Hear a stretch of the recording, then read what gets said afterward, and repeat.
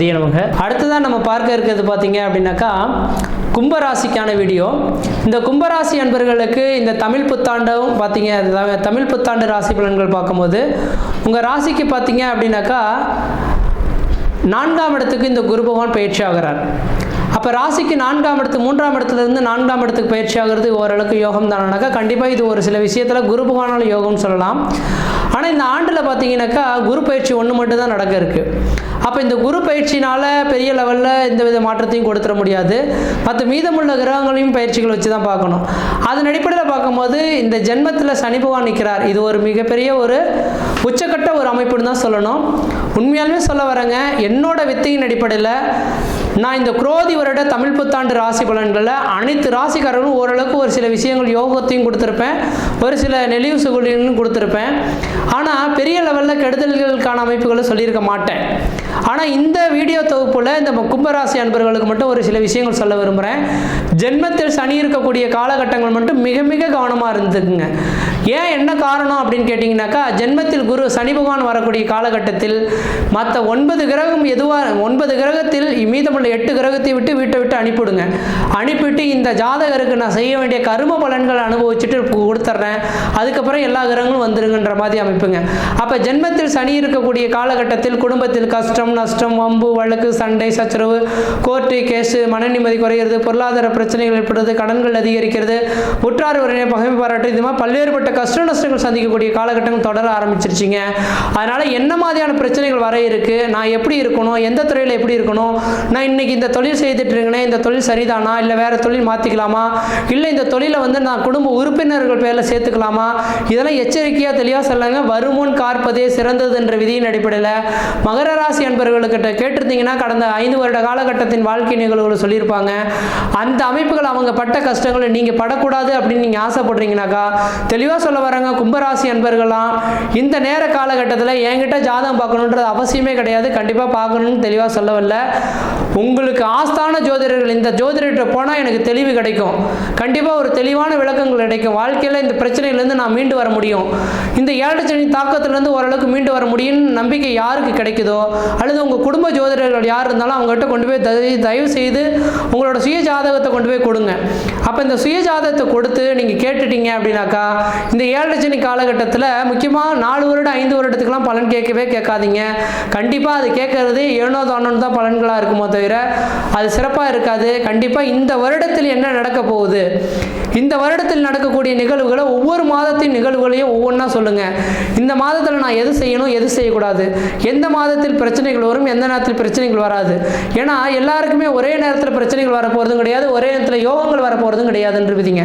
அப்போ இந்த நேரத்தில் பிரச்சனைகள் வர்றதுக்கு சரியாக காத்துட்டு இருக்குங்க. அப்போ எந்த மாதிரியான பிரச்சனைகள் வர இருக்கு, நான் என்ன தொழில் செய்தால் அதனால் பிரச்சனைகள் வரும், எது செய்தால் பிரச்சனைகள் வராது, அல்லது என்னோட தொழில் பார்த்தீங்கன்னாக்கா இந்த இடத்த விட்டுட்டு இடத்த மாற்றிக்கலாமா, அல்லது ஊரை விட்டு வெளியூர், வெளிமாநிலம், வெளிநாடுக்கு போகலாமா, இப்படின்னு நினைக்கக்கூடிய இந்த கும்பராசி அன்பர்களுக்கெல்லாம் தெளிவாக உங்களோட சுய ஜாதகத்தை எடுத்து ஒரு தடவை பரட்டி பார்த்துட்டிங்கனாக்கா உங்களோட தொழிலும் வருமானமும் என்னன்றது தெளிவாக சொல்லிடும். அதுக்கு பிறகு நீங்கள் முயற்சி எடுக்கிறது தான் ஓரளவுக்கு நல்ல பலன்கள் தரும்.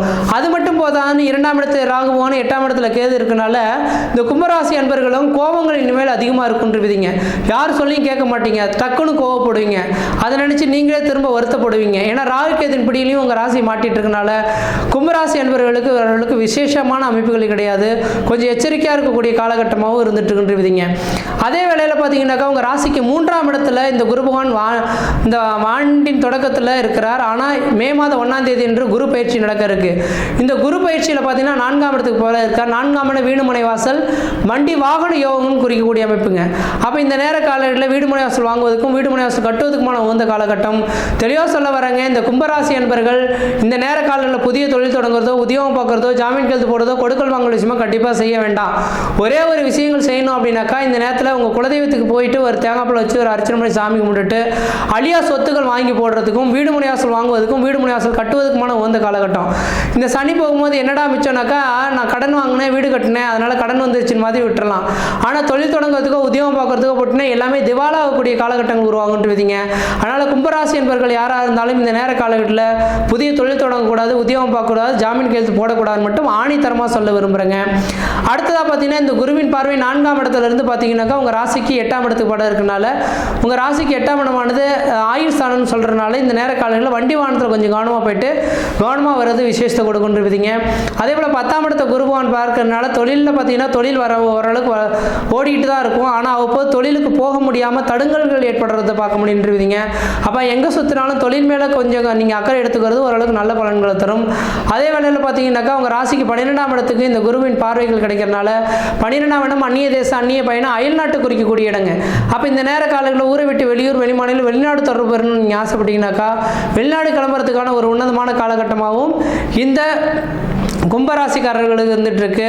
அதே போல் இந்த நேர காலகட்டத்தில் திருமணம் நடக்கலையா, இதெல்லாம் சுப விரயத்தில் போகுன்றீங்க. திருமணம் ஆகாத நபர்கள் திருமண வாய்ப்புகள் ஏற்படுதும், குழந்தை பேர் இல்லாத நபர்கள் குழந்தை பேர் உருவாகிறதுக்கான வாய்ப்புகள் உருவாகும். அதே போல் வேலை வாய்ப்பு இழந்த நபர்களுக்கு இந்த நேர காலங்களில் இருக்கிற வேலையை வச்சு தற்காத்துக்கிறது நல்லா இருக்குன்றீங்க. இருக்கிற இடத்த விட்டு இன்னொரு இடத்துக்கு போகிறீங்க அப்படின்னாக்கா அது அந்தளவுக்கு வளர்ச்சிகள் இல்லாத ஒரு அமைப்புகளாக ஏற்படுத்தி தருன்றீங்க. இந்த நேரத்தில் பார்த்தீங்கன்னா உடல் சார்ந்த விஷயங்களாக அவ்வப்போது பிரச்சனைகள் வந்து போயிட்டுருக்கோம். அதுக்கு என்ன செய்கிறீங்கன்னா சனிக்கிழமை தோறும் விநாயகர் பெருமானுக்கு நல்லெண்ணெய் தீபம் போட்டுவது ஓரளவுக்கு நல்ல பலன்களை தரும். பொருளாதாரத்தில் கொஞ்சம் படிப்படியாக இதெல்லாம் சேர்த்து வச்சதெல்லாம் கொஞ்சம் கரையிறதை பார்க்க முடியும். பொருளாதார கரைவை பற்றி நீங்கள் எதுவும் கவலையப்பட வேண்டிய அவசியங்கள் கிடையாது. பொருளாதாரமானது கொஞ்சம் கரைந்தாலும் உங்களோட உடல் ஆரோக்கியம் சிறந்து விளங்குன்றீங்க. பொருளாதாரத்தை கரையதை பற்றி யோசிச்சிங்கன்னா உடல் பிரச்சனைகள் வந்துடும் போல தெரிந்துட்டு இருக்குங்க. அதே போல் பார்த்தீங்கன்னா குழந்தை செல்வம் இல்லாதவர்கள் குழந்தை பேருக்குலாம் எந்த விதத்தையும் தடைகள் ஏற்பட குழந்தை பேர் உருவாகும். வெளிநாடு பெறத்துக்கான வாய்ப்புகள் உருவாகும். கடன் பிரச்சனைலேருந்து மீண்டு வரதுக்கான வாய்ப்புகளும் கொஞ்சம் கொஞ்சமாக உருவாகும்.